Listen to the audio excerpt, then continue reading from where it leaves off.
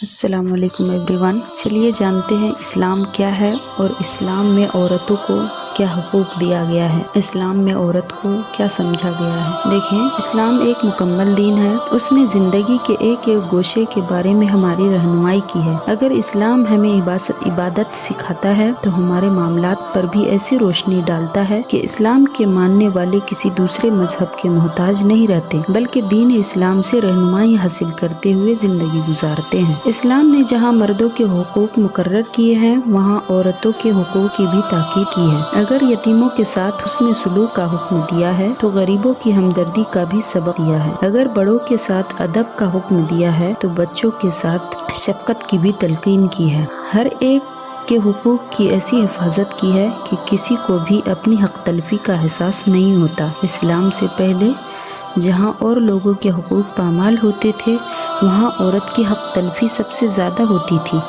عورت معاشرے میں سب سے کمتر تصور کی جاتی تھی۔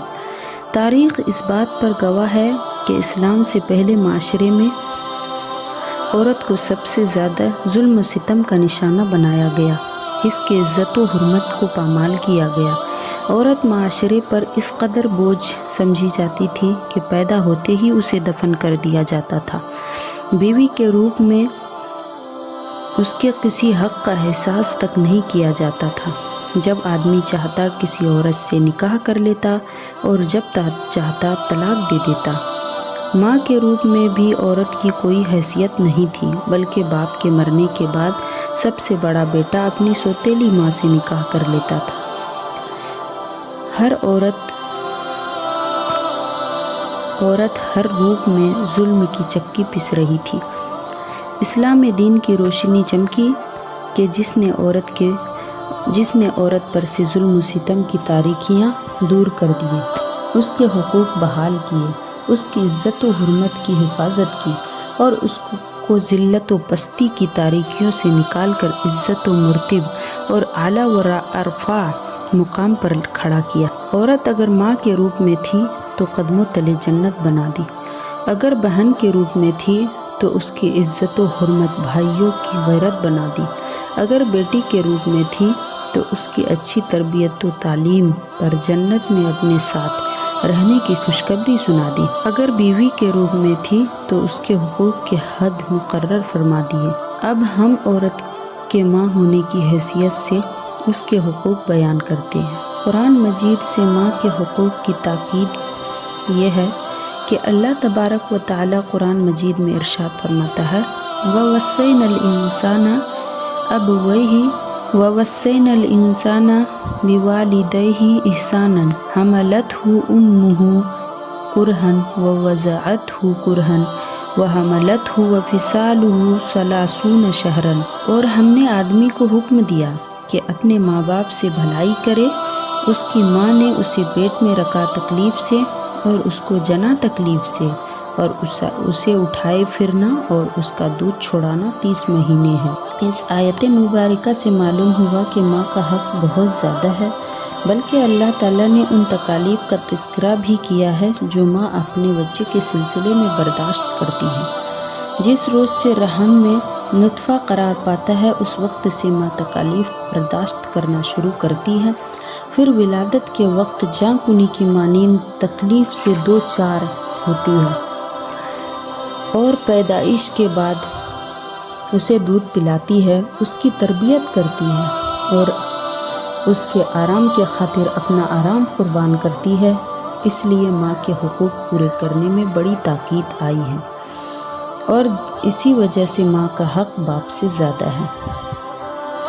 احادیث مبارکہ میں ماں کے حقوق کی تاکید ہے کہ ایک شخص نے رسول اللہ صلی اللہ علیہ وسلم کے بارگاہ میں آ کر عرض کیا، یا رسول اللہ صلی اللہ علیہ وسلم، میرے اچھے سلوک کا سب سے زیادہ مستحق کون ہے؟ فرمایا، تمہاری ماں، یعنی تمہاری ماں کا حق سب سے زیادہ ہے۔ انہوں نے فرمایا، پھر کون؟ فرمایا، تمہاری ماں۔ انہوں نے عرض کی، پھر کون؟ ارشاد فرمایا، تمہاری ماں۔ پھر عرض کیا، آقا پھر کون؟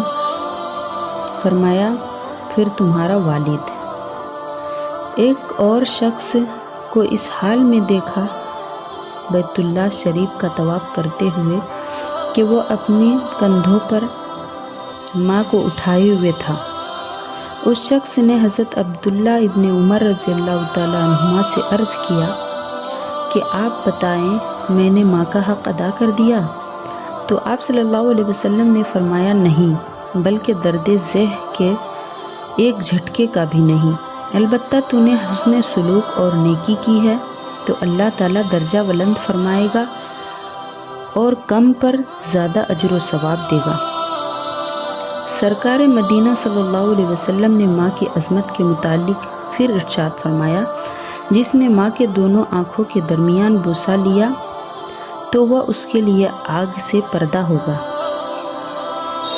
جو کوئی شخص اپنی والدہ سے اس وجہ سے قریب ہو کر اس کی بات سنے تو وہ اس سے افضل ہے جو اللہ تعالیٰ کے راستے میں اپنی تلوار چلاتا ہے۔ والد کے حقوق کے مقابلے میں والدہ کے حقوق کی زیادتی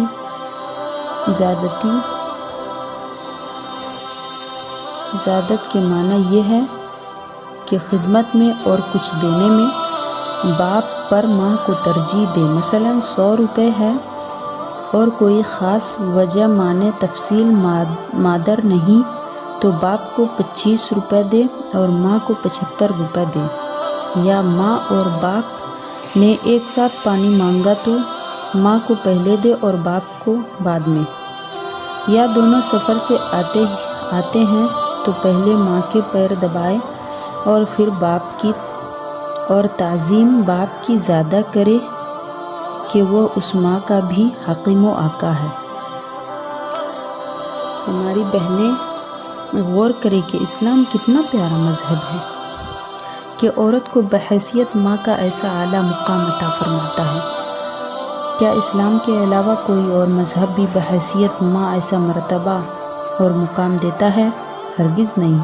لہٰذا اگر ماں کسی غیر شرعی کا حکم نہ دے تو اس کا ماننا واجب ہے۔ ماں کے نافرمانی کے لیے وعید ہے۔ والدین کی نافرمانی کرنے والے کے لیے اس قدر سخت وعید ہے کہ وہ نہ صرف دنیا میں بلکہ آخرت میں بھی سخت عذاب کا مستحق ہوگا۔